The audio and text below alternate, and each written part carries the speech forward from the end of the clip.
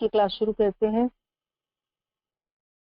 नमः ओम विष्णुपादाय कृष्ण पृष्ठाय भूतले श्रीमते कृतुदासधिकारी नामिने। नमः विष्णुपादाय कृष्ण पृष्ठाय भूतले श्रीमते भक्ति वेदांत स्वामिने नामिने। नमस्ते सरस्वती देवी गौरवाणी प्रचारिणे निर्विशेष शून्यवादी पाश्चात्य देशतारिणे।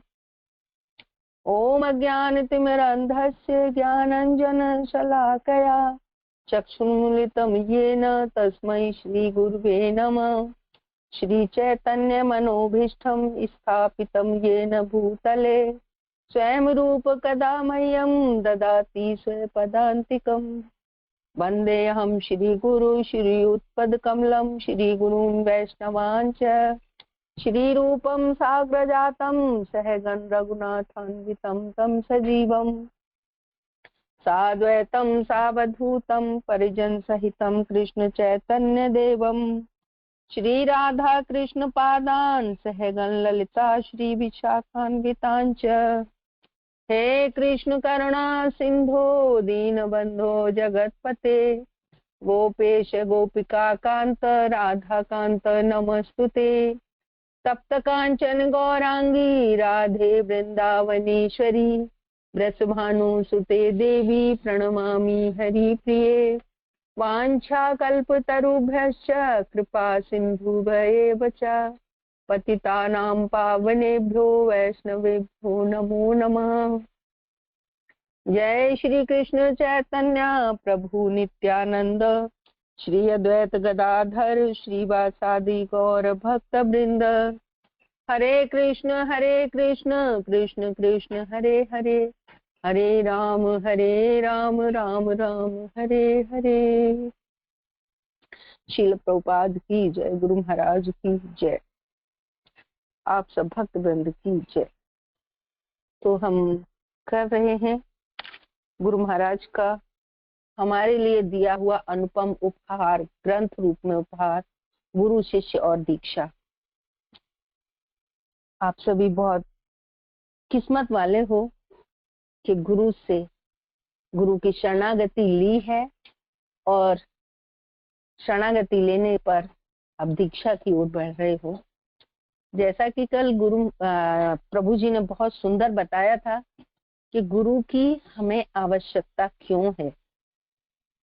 क्यों है आवश्यकता, इसके बारे में नरोत्तम दास ठाकुर बता रहे हैं। जो हम सुबह गुरु वंदना करते हैं गुरुदेव की, उसमें जाहारे प्रसादे भाई ए भव तरिया जाई कृष्ण प्राप्ति है जहां है ते। तो इस लाइन में हमें आज का जो हमारा आगे का जो हमें पढ़ना है, पेज नंबर 46 से 51 तक, उसका पूरा कंटेंट दिया हुआ है। याहारे प्रसादे भाई ए भव तरिया जाई कृष्ण प्राप्ति है यहाँ है ते। किसके प्रसाद से ये भव तर जाएगा, कृष्ण की प्राप्ति होगी? गुरु के प्रसाद से, गुरु के प्रसन्नता से। तो गुरु की आवश्यकता क्यों है? कृष्ण को प्राप्त करने के लिए और इस भव सागर से पार उतरने के लिए।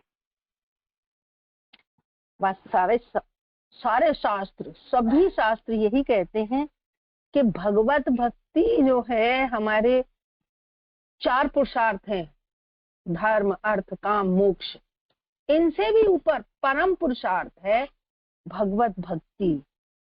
जो हम जीवों का, चाहे वो किसी भी योनि में है, लेकिन एकमात्र मनुष्य योनि ही ऐसी है जिसमें इस मूल प्रयोजन को प्राप्त किया जा सकता है, वह है भगवत भक्ति। और उस मूल प्रयोजन भगवत भक्ति को प्राप्त करने का एकमात्र साधन है ये मनुष्य जन्म। और मनुष्य जन्म में भी केवल एकमात्र साधन है गुरु की सेवा, गुरु का आश्रय, गुरु की शरणागति, गुरु के चरणों का आश्रय। क्योंकि जो भगवत भक्ति है या भक्ति साधना है, इसका प्रारंभ ही, इसकी शुरुआत ही गुरु की शरण लेने से, गुरु के चरणों का आश्रय लेने से होता है। और अगर हमने गुरु का आश्रय नहीं लिया तो कुछ भी कर लें, हमें कुछ प्राप्त नहीं हो सकता। ये सभी शास्त्र और सभी महाजन कहते हैं। श्री रूप गोस्वामी ने भक्ति रसामृत सिंधु में, जैसा कल प्रभु जी ने बताए थे, 64 अंग बताए भक्ति के, जिनमें से 5 प्रमुख हैं। पहले उन्होंने बताए 20 प्रमुख हैं, उन 20 में से फिर बताए 10 और भी प्रमुख हैं, और 10 में से फिर बताया 5 बहुत प्रमुख हैं, और उन 5 में से 3 मुख्य द्वार हैं। इनमें प्रवेश किए बिना हम भक्ति में नहीं जा सकते। वो 3 द्वार कौन से हैं?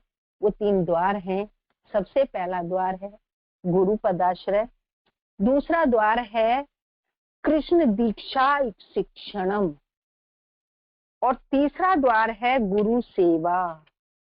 तो आज हम इन तीनों पे थोड़ा प्रकाश डालने का प्रयास करेंगे।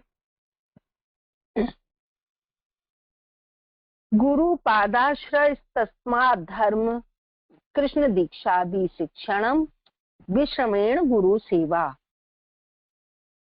अर्थात श्री गुरु का पदाश्रय, श्री कृष्ण मंत्र की दीक्षा लेकर भगवत नाम या भागवत धर्म की शिक्षा, और विश्वास पूर्वक, ऐसे ही नहीं, विश्वास पूर्वक गुरु की सेवा। यानी कि जो सबसे पहला है हमारा भक्ति में प्रवेश करने के लिए, भक्ति मंदिर के का पहला प्रवेश द्वार जिसमें हमें प्रवेश करना है, वो है गुरु पादाश्रय।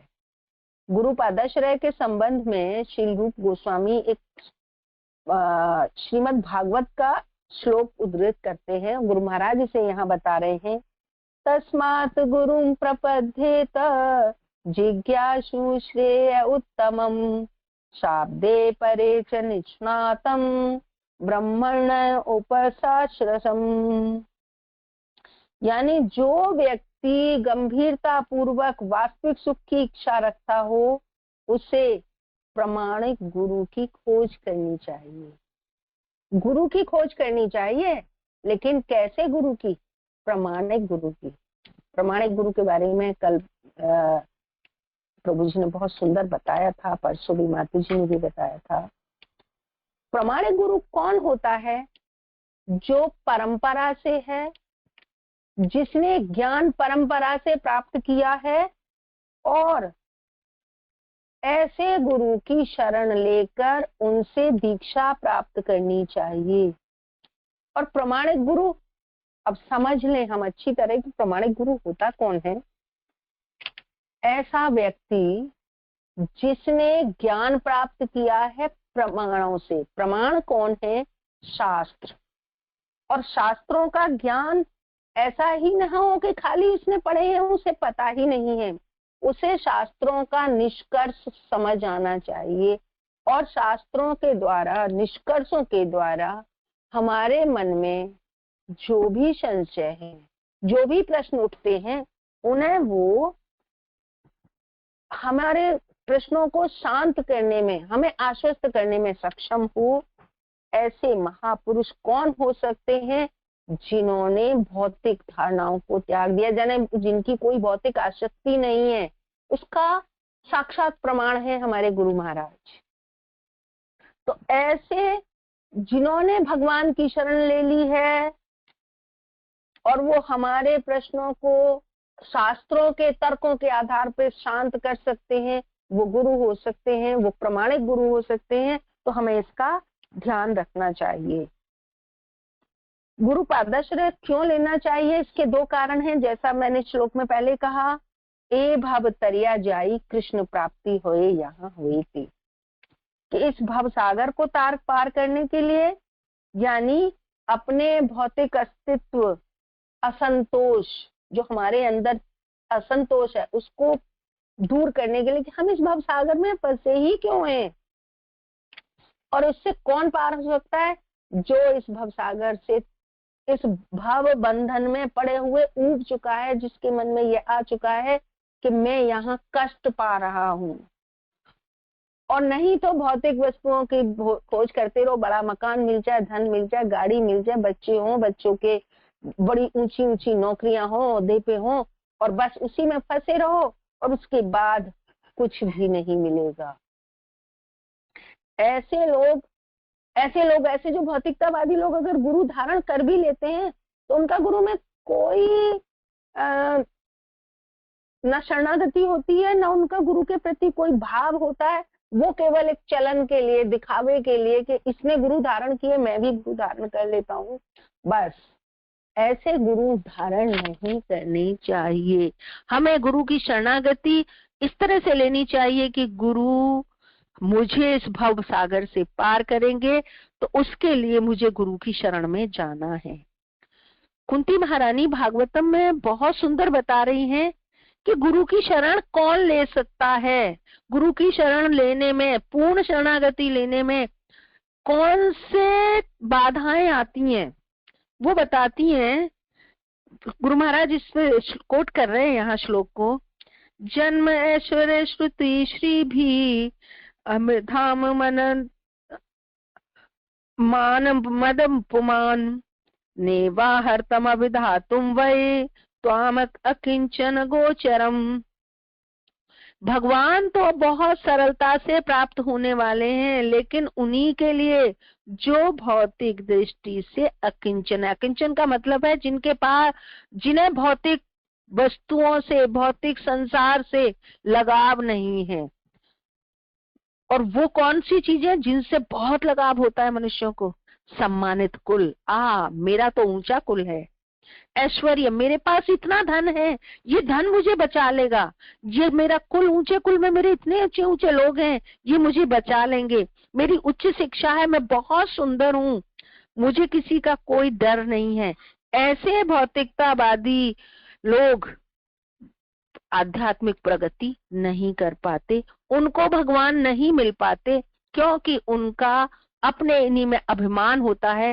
वो भक्ति के प्रति, गुरु के प्रति एक निष्ठ नहीं होते, क्योंकि गुरु और कृष्ण एक ही हैं।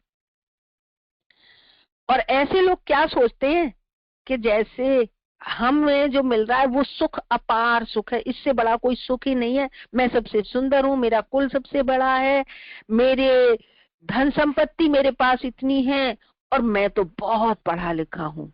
इसके बारे में एक जो एग्जाम्पल दे रहे हैं गुरु महाराज कि वो ऐसे हैं जैसे रेगिस्तान में ऊंट कांटों को चबाता है, उसके मुख से खून निकल रहा है, उसकी जीभ कट रही है, उसी से खून निकल रहा है, और उसे पी के सोच रहा है, आहा कितनी रसीली कांटे हैं, कितना इनसे मधुर मधुर रस निकल रहा है।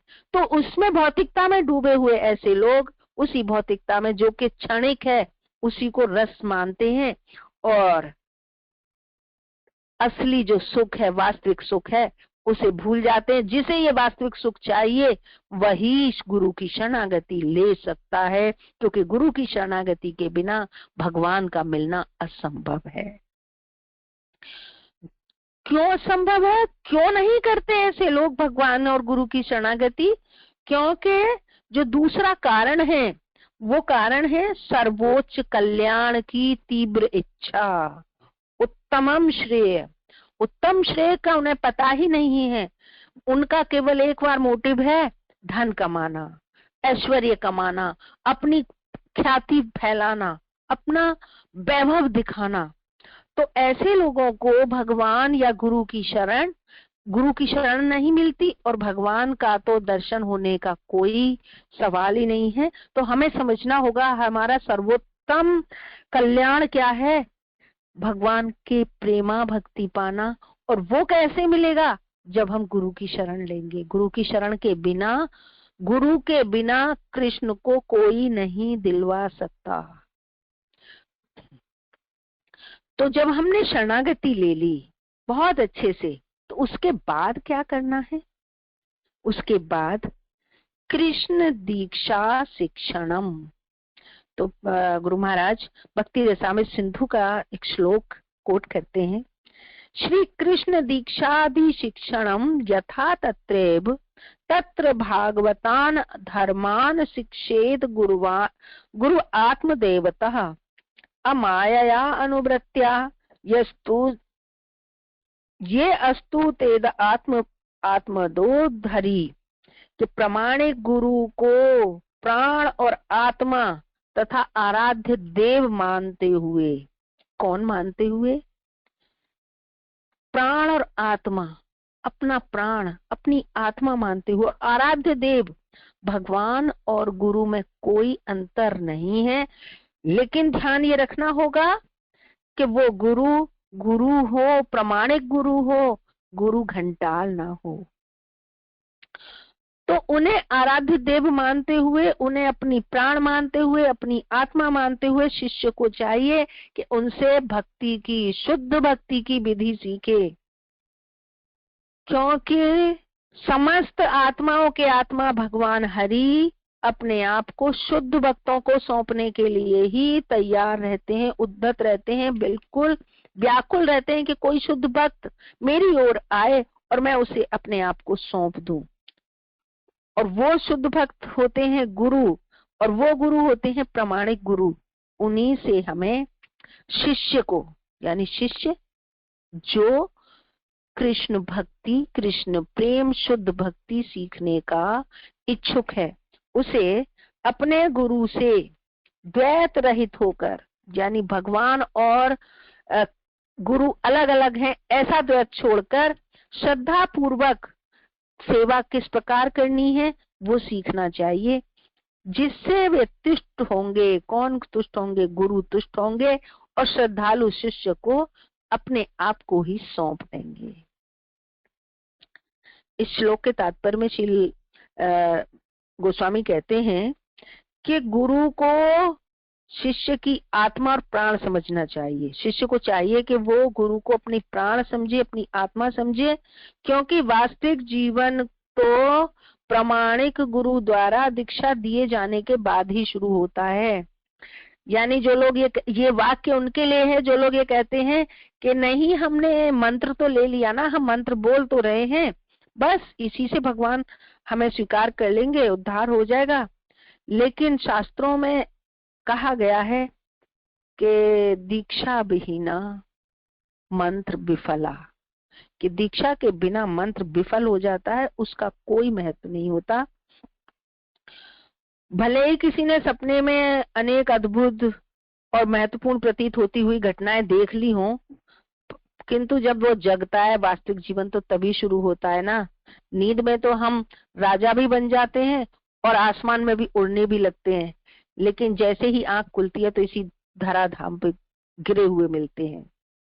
उसी प्रकार से गुरु शिष्य में आध्यात्मिक जीवन जागृत करके उसे एक नया जन्म देता है।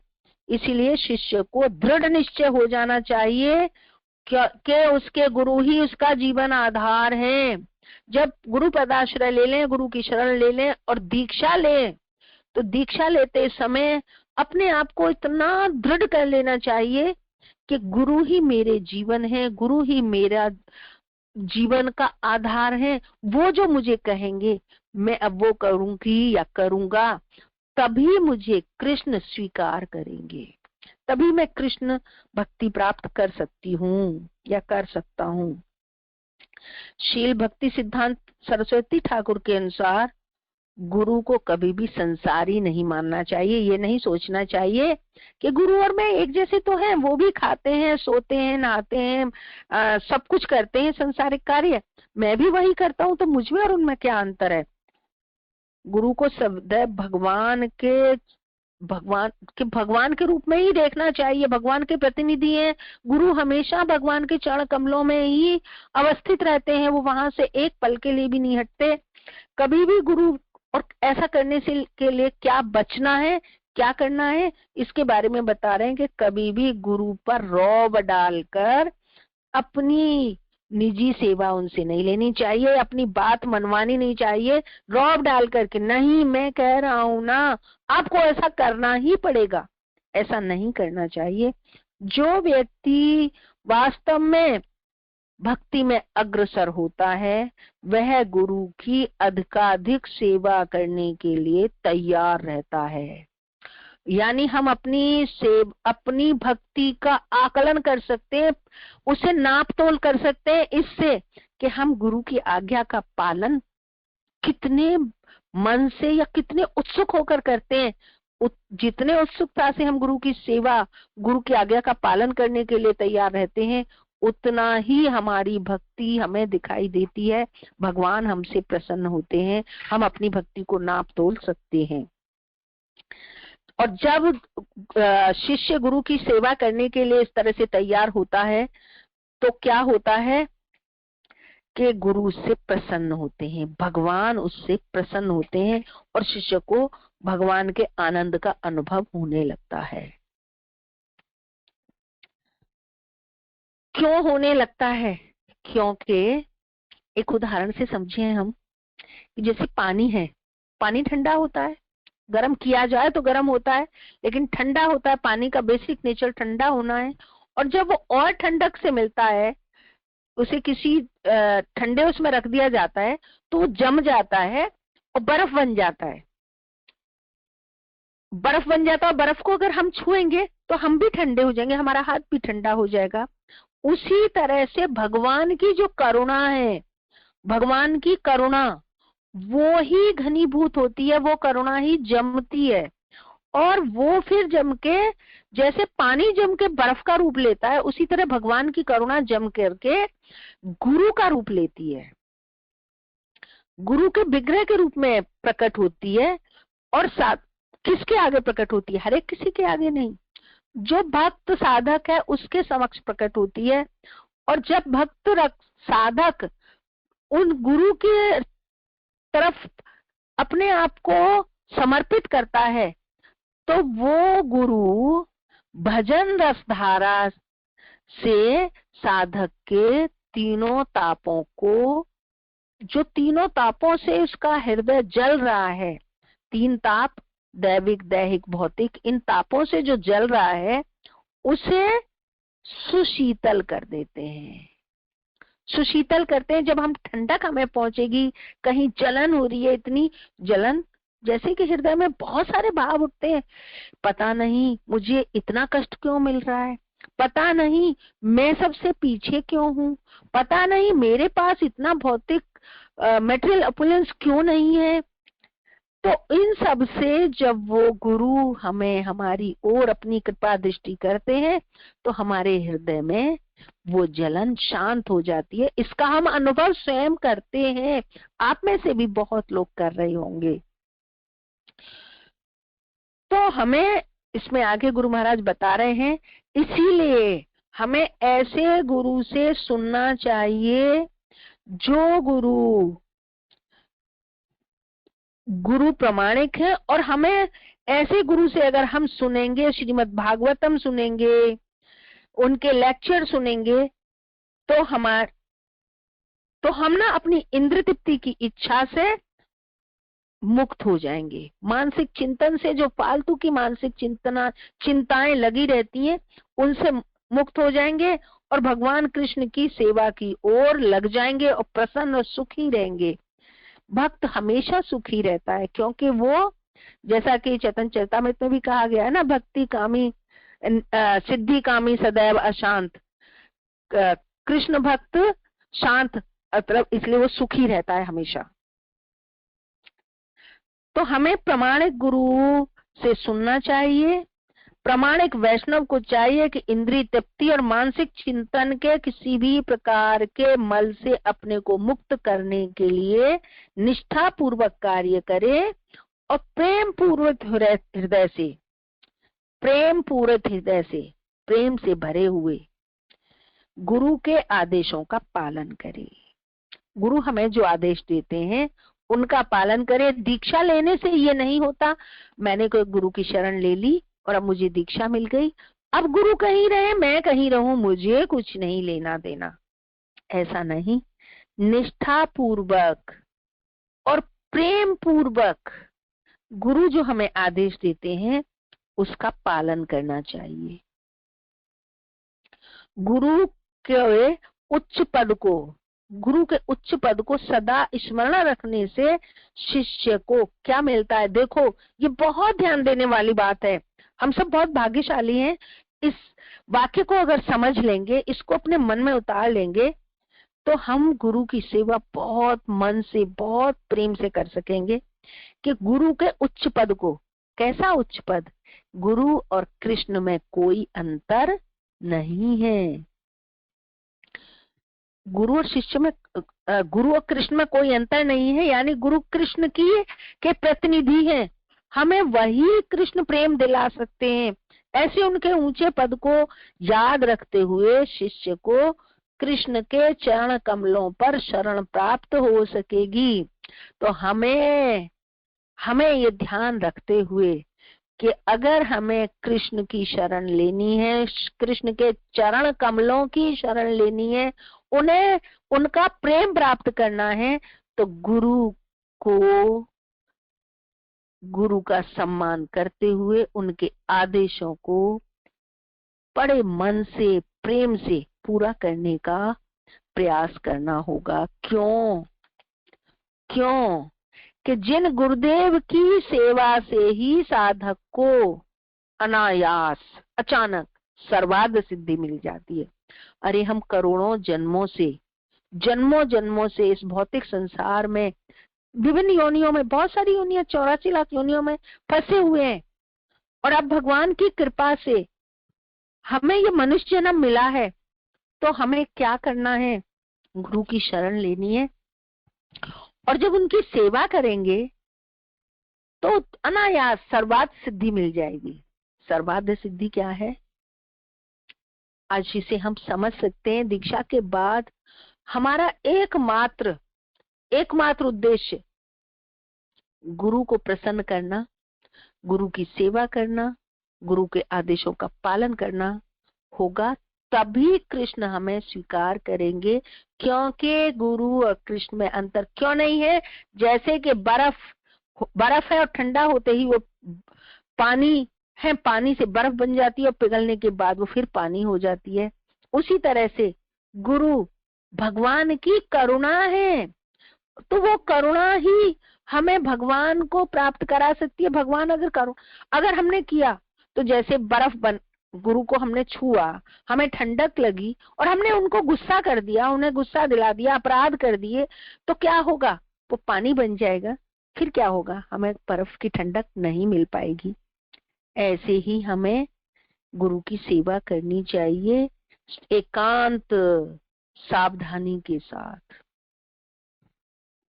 क्योंकि गुरु के निर्देश में ही एक भक्त भगवान को यथारूप जान सकता है। गुरु को जानने का जो तरीका है, भगवान को जानने का भी तरीका है, वो यही है कि भगवान को यथारूप जानना है तो गुरु के निर्देशों का पालन करना ही होगा। क्यों? क्योंकि वो तत्वदर्शी हैं। तत्वदर्शी क्या? यानी वो जानते हैं कि भगवान कौन है, कहाँ है, कैसे उन्हें प्राप्त किया जा सकता है, कैसे उनका प्रेम प्राप्त किया जा सकता है।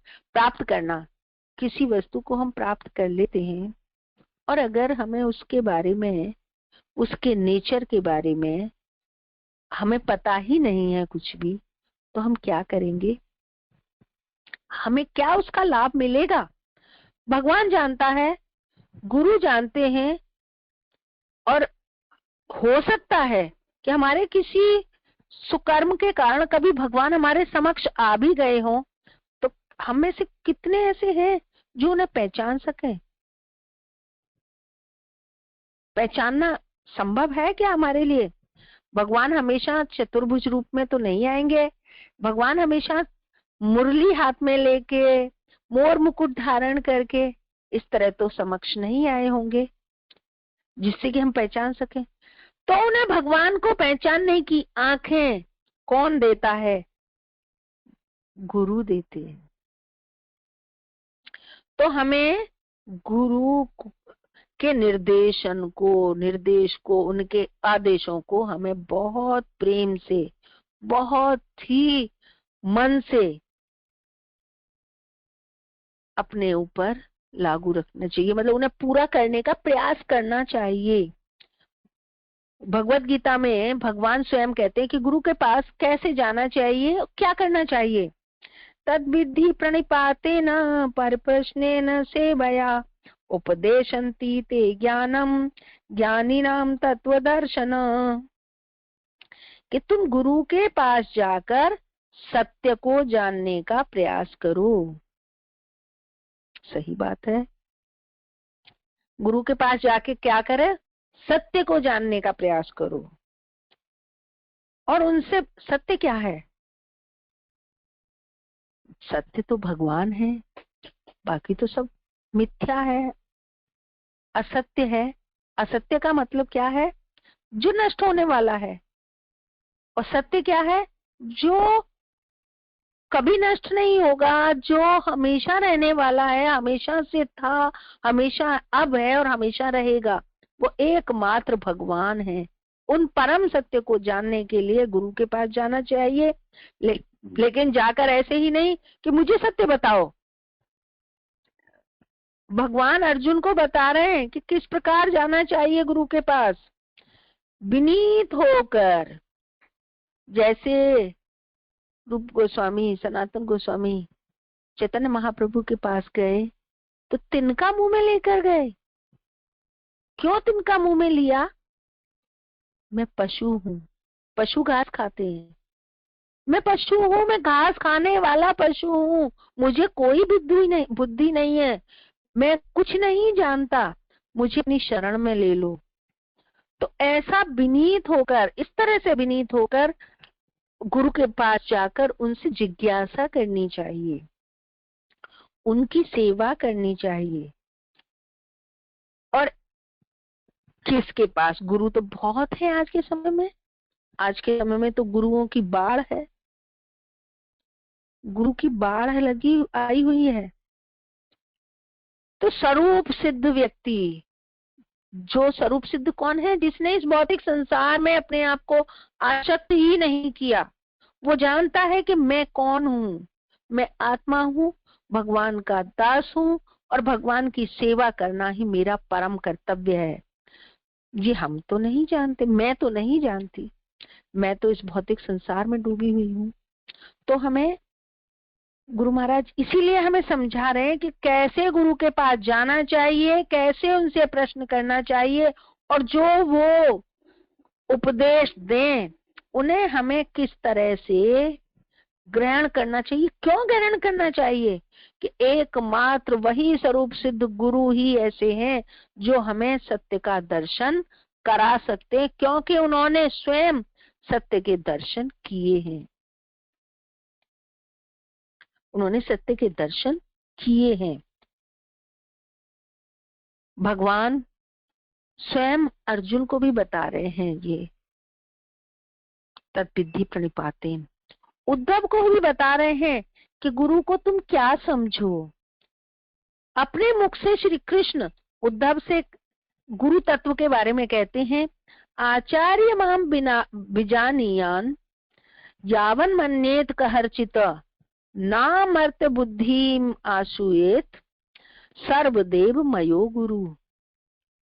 भगवान कह रहे हैं, आचार्य को मेरा ही स्वरूप मानो, उनकी अवज्ञा कभी मत करो और ना उन्हें सामान्य मनुष्य समझो, उनमें दोष मत देखो। क्या कारण है इनका, कौन कौन सा, क्या मत करो, आचार्य को मेरा स्वरूप मानो। यानी भगवान कह रहे हैं आचार्य को मेरा स्वरूप मानो, मतलब मुझे आचार्य को एक समझो और उनकी अवज्ञा मत करो। उन्होंने जो आदेश दिया है उसे पूर्ण करने का, मतलब अपना बेस्ट टू बेस्ट दो, सबसे अच्छा जितना कर सकते हो उतना करो, उसे पूर्ण करो। और गुरु को कभी भी सामान्य मनुष्य मत समझो कि ये भी तो मरते हैं, इनका भी तो जन्म हुआ है, ये भी तो खाते पीते हैं, और उनमें दोष मत देखो। क्यों, क्योंकि सभी देव गुरु के अंदर विद्यमान हैं। जिसने इन गुरु तत्वों को पूरी तरह, गुरु तत्व पर, गुरुओं पर, गुरु पर, अपने गुरु पर पूरा विश्वास रखकर, सावधान होकर गुरुदेव की सेवा में सेवा कर ली है, और जिसने कर ली है उसे परम सत्य का ज्ञान हो ही जाएगा, भगवान का प्रेम मिलेगा ही मिलेगा, ऐसा भगवान स्वयं कह रहे हैं। और भगवान और भी बता रहे हैं, यस्य देवे परा भक्तिर यया देवे तथा गुरु तथ्येति कथिताहार्थी प्रकाशन्ते महात्मना। महात्मना क्या कहते हैं? यस्य देवे परा भक्ति, जैसे देवताओं की भक्ति की जाती है ऐसे ही गुरु की भक्ति करनी चाहिए। यानी गुरु और देवता में, गुरु और भगवान में कोई अंतर नहीं है, ऐसा महात्मन कहते हैं, बड़े लोग कहते हैं, साधु कहते हैं, वैष्णव कहते हैं, महाजन कहते हैं। तो हमें ऐसा भी नहीं देखना चाहिए कि कोई दोष दिखाई दे कि गुरु को तो चश्मा लगाना पड़ रहा है, गुरु तो इस तरह की बातें करते हैं। ये दोष अगर कोई देखता है तो उसे बहुत से कष्ट उठाने पड़ेंगे।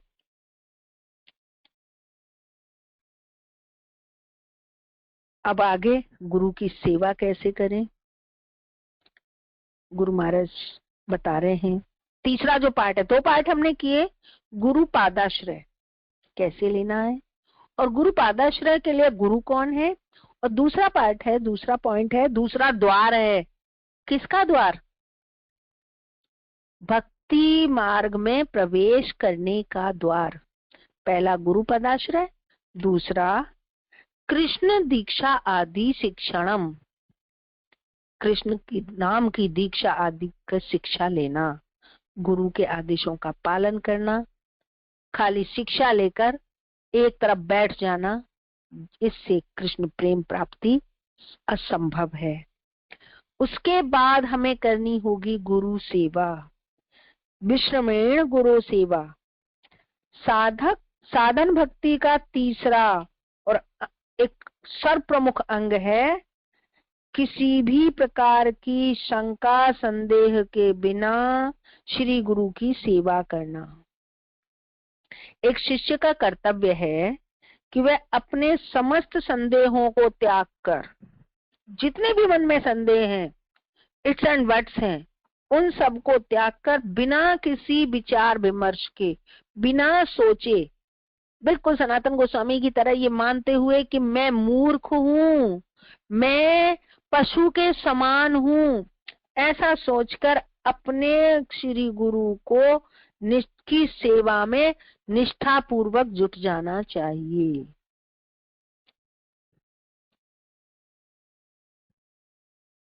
निष्ठा पूर्वक जुट जाना चाहिए। ऐसा नहीं, मैंने सुना है, लोगों को देखा है, कुछ लोगों की गुरु में निष्ठा नहीं होती, वो भेड़ चाल में गुरु, हमारे यहाँ भी भेड़ चाल में उन्होंने देखा, अरे एस्कॉन वाले इतनी सुंदर सेवा करते हैं, इतनी भक्ति करते हैं, वो माला उनके हाथ में हमेशा रहती है, तिलक चंदन लगा के रखते हैं, चलो मैं भी चलता हूँ।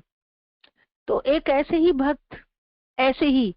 भक्त, वो भक्त नहीं जो निष्ठावान थे, वो भक्त गए और उन्होंने देखा कि वहां गुरु के चरणों की का पाद प्रक्षालन हो रहा है, शिष्य गुरु के चरणों के प्रक्षालित जल को ग्रहण कर रहे हैं, तो उसे इतना बुरा लगा, ये क्या कर रहे हो, ये मनुष्य ही तो है, इनके अंदर क्या है, ऐसा क्या है कि इनके चरणों के जल को तुम लोग पी रहे हो। ऐसी अगर किसी के मन में विचार है, ऐसी सोच है, तो गुरु पादाश्रय नहीं है, उसे कृष्ण भक्ति प्राप्त नहीं हो सकती। इसीलिए प्रमाणिक गुरु की शरणागति किसे और किस प्रकार प्राप्त होती है, इसके विषय में सनातन गोस्वामी कहते हैं, तत्र गुरु प्रसक्ति कारणम कृपया कृष्ण देवस्य तद भक्त जन संगतः भक्तेर महात्म आकर्ण ताम इच्छन सदगुरुम भजेत। ये हरिभक्ति विलास में कहते हैं, वो हरिभक्ति विलास के पहले अध्याय के 28वें श्लोक में कि गुरु का आश्रय लेने के कारण कौन कौन से हैं, कि कृष्ण देव की कृपा के द्वारा। एक तो गुरु कब मिलते हैं, कृष्ण की कृपा से, और भक्तों के संग से, भक्ति की महिमा सुनकर उसे पाने की इच्छा करते हुए।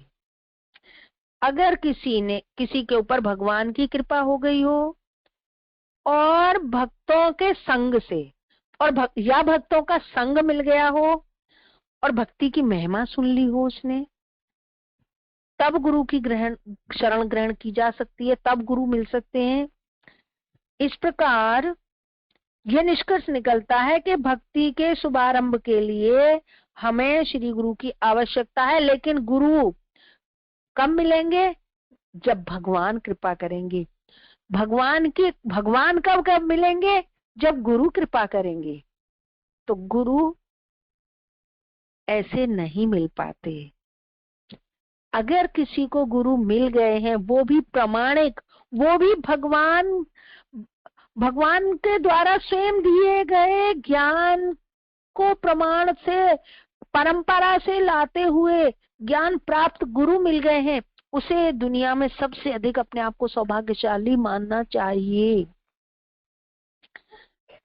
गुरु कौन है, क्यों गुरु की शरण ली? एक भौतिक दृष्टि, हमारी जैसे भौतिक दृष्टि में हमारी आंखें अगर कमजोर हो जाती हैं, हमें दिखना कम हो जाता है, तो हम क्या करते हैं, चश्मा लगाते हैं और हमें सब कुछ फिर से अच्छा दिखने लगता है। उसी तरह से हम भौतिक आंखों से भगवान को नहीं देख सकते, उनकी लीलाओं, उनके गुणों को नहीं देख सकते। तो हमें गुरु जो है हमारी आंखों पर ऐनक का काम करते हैं, चश्मे का काम करते हैं। हम गुरु की आंखों से, गुरु के ज्ञान के द्वारा हमें सब कुछ स्पष्ट दिखाई देने लगता है। और कहते हैं कि गुरु की शरण ही क्यों लें, शास्त्रों में लिखे हुए हैं मंत्र, हमने मंत्र जप कर लिए तो क्या जरूरत है। तो इसके बारे में गुरुदेव बहुत सुंदर एग्जाम्पल दे रहे हैं कि अगर किसी को कारीगर बनना है लकड़ी का, तो उसे कारपेंटर या लकड़ी के कारीगर जो उसमें दक्ष है उसके पास जाना पड़ेगा।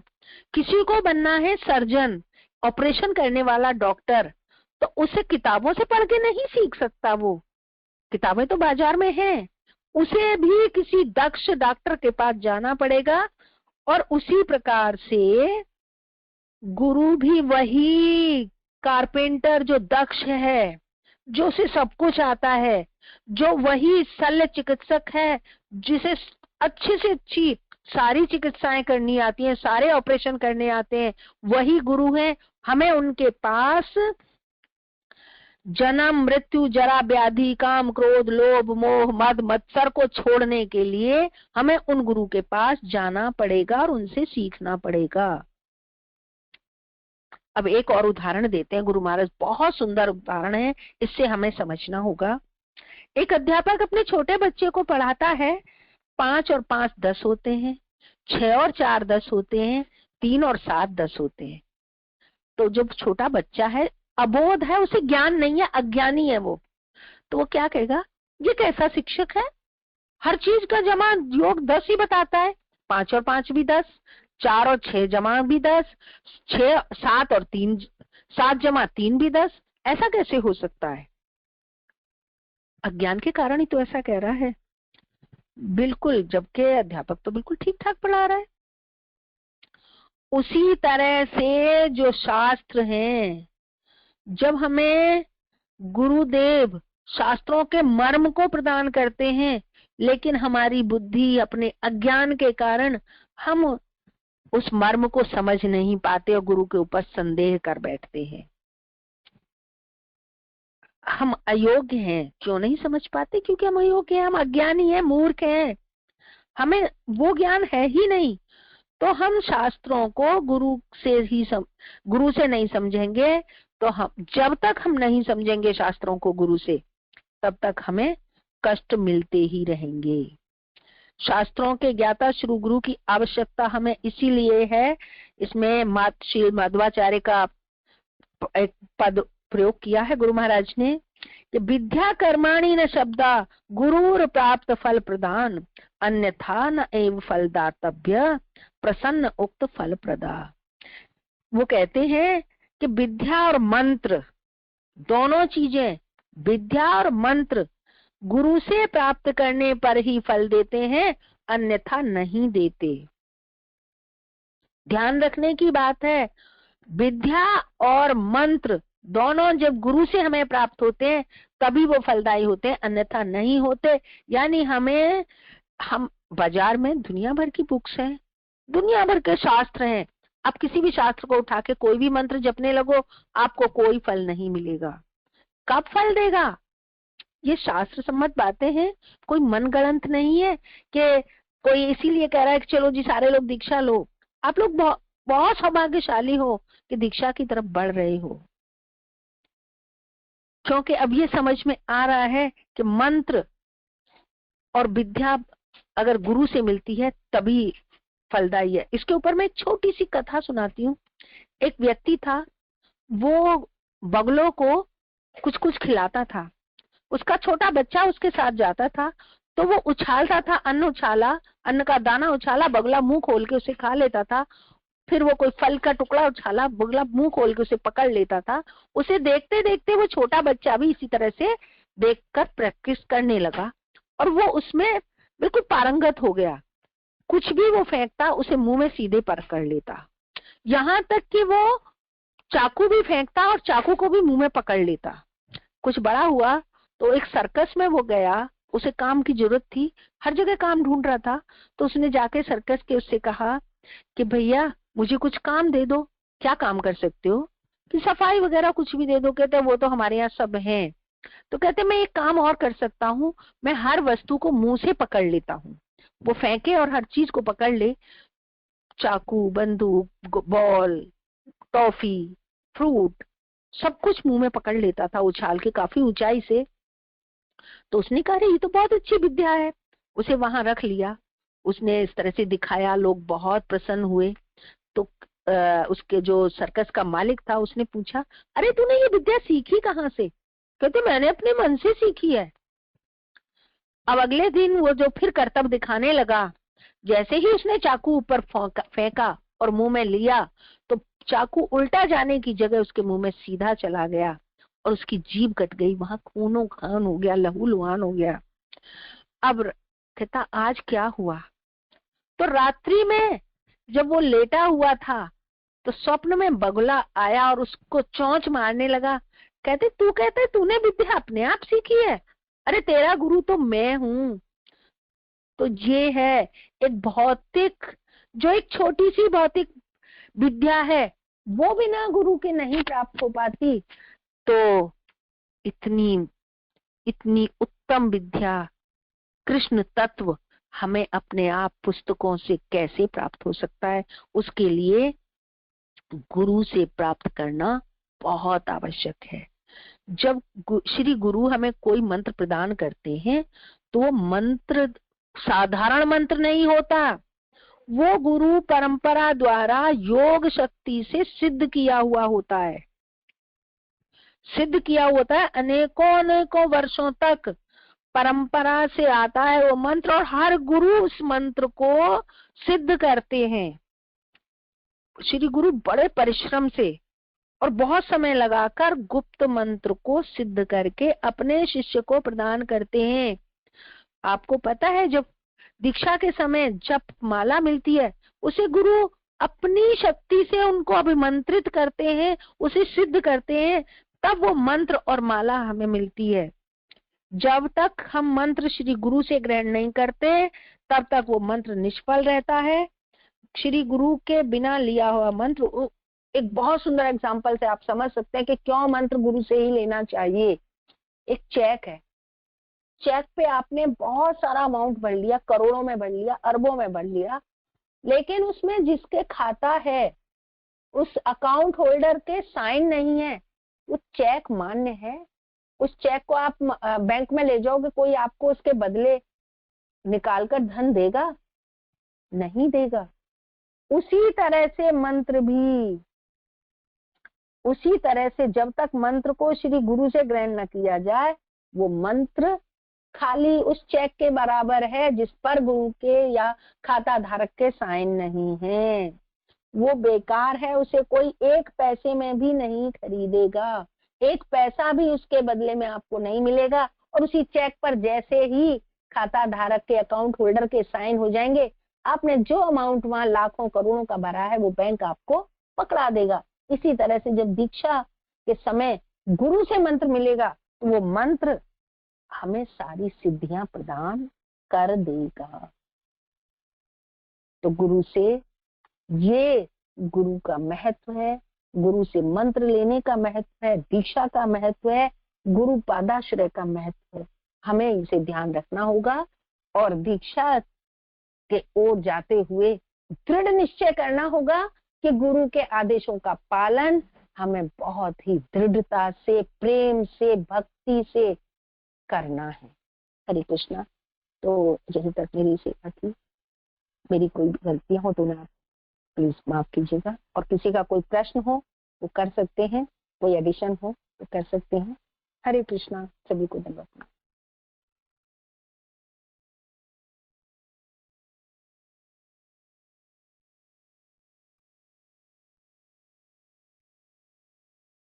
हरे कृष्णा माता जी, दंड प्रणाम।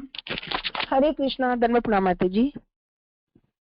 माता जी, आपने आज इतना बढ़िया, इतना समझा के गुरु की महिमा के बारे में बताया, ये बहुत समझा के बताया, इतना बहुत अच्छा लेक्चर दिया। इसके लिए आपको कोटि कोटि प्रणाम। और गुरु की प्रति इतनी श्रद्धा उत्पन्न हुई है, तो मैंने इसमें से कुछ सीखा है आज। माता जी, मैंने सीखा है कि प्रमाणिक गुरु कौन है, जो भौतिकता से दूर रहकर शास्त्रों के निष्कर्षों से शिष्य के संशयों को दूर करने में सक्षम है, वही प्रमाणिक गुरु है। हमें गुरु को प्राण, आत्मा और आराध्य देव मानते हुए उनके प्रति पूर्ण शरणागत हो जाना चाहिए, तभी हम शुद्ध भक्त बनते हैं। और वास्तविक सुख जो हमारे वास्तविक सुख जो होता है, कृष्ण की प्राप्ति, उसको तभी हम कर पाते हैं। हमें गुरु को उच्च पद प्रदान करते हुए कृष्ण के प्रतिनिधि गुरुओं के आदेशों निर्देशों को मानते हुए उनको एकाग्रता के साथ और निष्ठा पूर्वक उनकी सेवा करनी चाहिए। हमें गुरु के द्वारा शास्त्रों और मंत्रों को सीखना चाहिए, क्योंकि गुरु के बिना जो मंत्र और शास्त्र हम पढ़ते हैं या सीखते हैं वो निष्फल होते हैं। और गुरु के प्रति संदेह नहीं करना चाहिए। हम अज्ञानी यदि गुरु पर संदेह करेंगे तो कृष्ण की प्राप्ति नहीं हो सकती। हरे कृष्ण माता जी, दंडवत प्रणाम। हरे कृष्णा माता जी।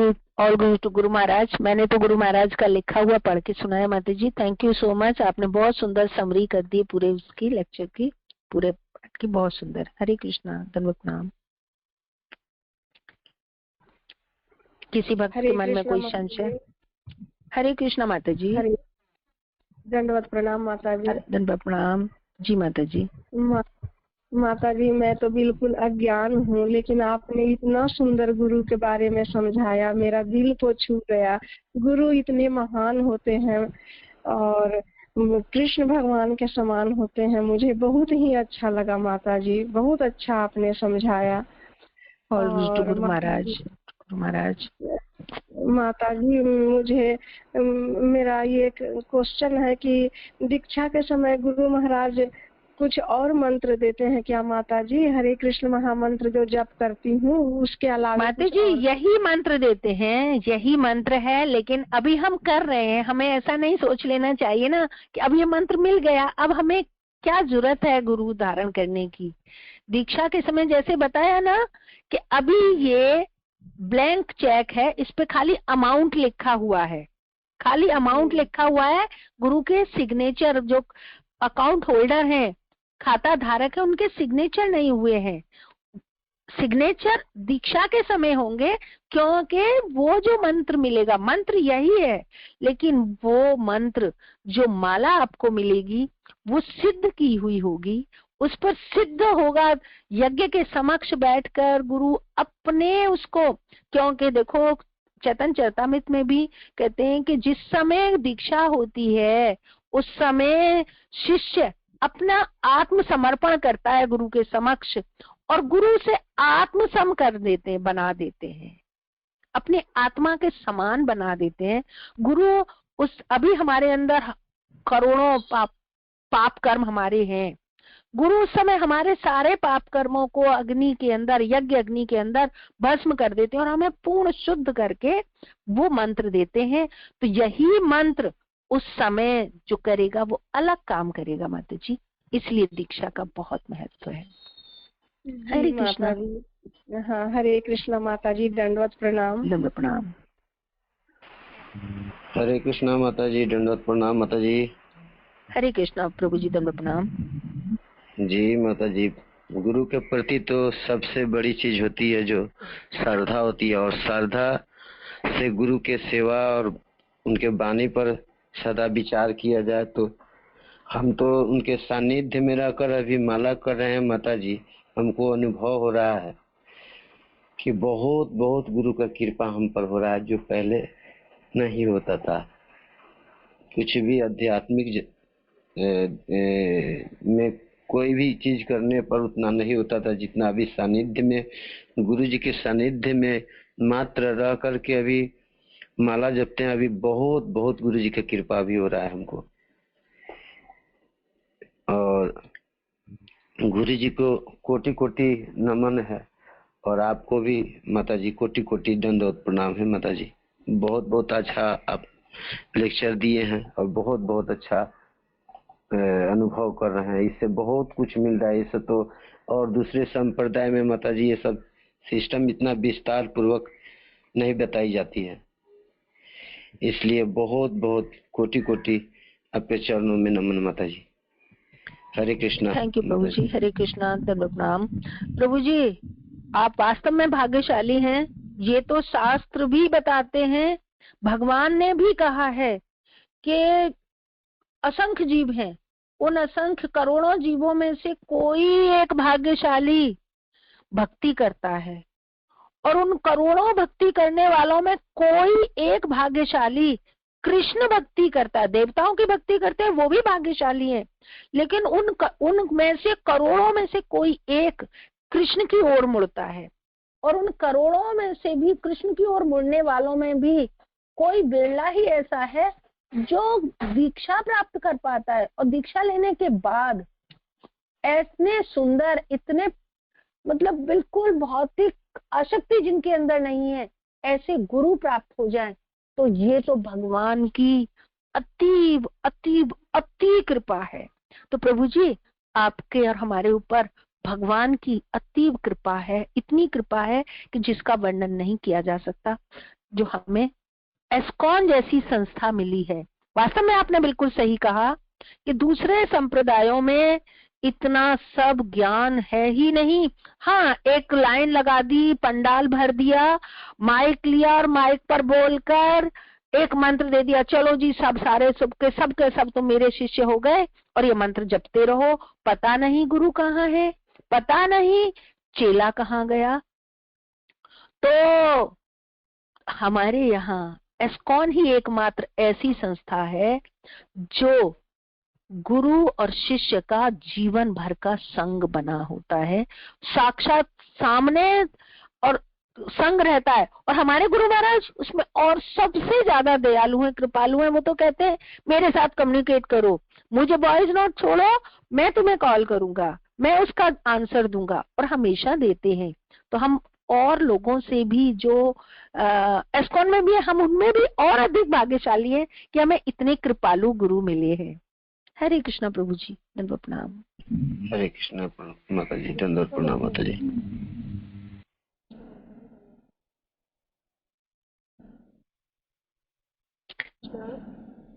तो किसी का कोई और प्रश्न है या कोई वो है तो बता सकते हैं, नहीं तो टाइम हो गया है दूसरी क्लास का, हम क्लास को हरे कृष्णा माता जी, प्रणाम आपके चरणों में कोटि कोटि। हरे कृष्णा, दंडवत प्रणाम प्रभु जी। जी माता जी, मैं ब्रज किशोर। जी प्रभु जी। हरे माता जी, मैं ये थोड़ा जिज्ञासा करता हूँ और मेरे को जानने की इच्छा है, और भी भक्त लोग का मतलब ये इच्छा होगा कि जैसे हम कभी परदेश में रहते हैं घर छोड़ के, तो भक्तों के संग में रहते हैं, कहीं भक्त का संग मिलता है, कहीं नहीं मिलता है। तो भक्त का संग मिलता है तो अति सुंदर है, हम उस माहौल में रहते हैं तो हमारी भक्ति अच्छी से होती है। और जिस परिस्थिति में भक्त लोगों संग न मिले, सत्संग न मिले, क्योंकि हम लोग जानते हैं भारत में बहुत जगह है जहाँ इस्कॉन के कोई भक्त नहीं है, गाँवों में उधर प्रचार की बहुत जरूरत है और कोई भक्त नहीं मिलता है, अन्य लोग मिलते हैं, अलग अलग शाखा के समुदाय के अलग अलग मानने वाले। तो उस परिस्थिति में हम सब भक्तों को कैसे मतलब अपनी भक्ति को बरकरार रखना चाहिए, इसके बारे में थोड़ा मतलब समझाने की कृपा करें तो अच्छा है। जी प्रभु जी, मैं कोशिश करती हूँ।